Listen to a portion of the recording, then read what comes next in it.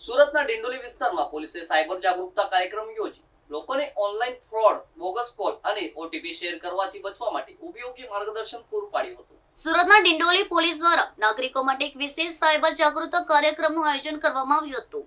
આ કાર્યક્રમ દરમિયાન પોલીસ અધિકારીઓએ લોકોને ડિજિટલ યુગમાં વધતા જતા સાયબર ફ્રોડ, ઓનલાઈન ચીટિંગ અને બોગસ કે ફેક કોલ્સથી સાવચેત રહેવા અંગે વિગતવાર માર્ગદર્શન પૂરું પાડ્યું હતું।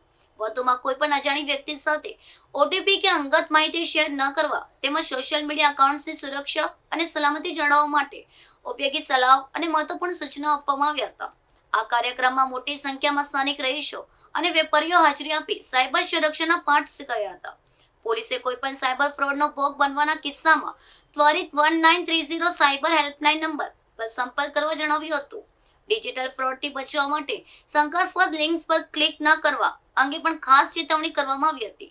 નાગરિકો સાયબર ક્રાઇમ પ્રત્યે વધુ જાગૃત બને તે માટે આગામી દિવસોમાં પણ આવા સેમિનાર યોજવામાં આવશે। આજરોજ અમે અહીંયા ડિંડોલીમાં કિંગ્સ જીમ કરીને જીમ આવેલું છે, ત્યાં અમે આવેલ અને આજકાલ સુરત સિટીમાં જે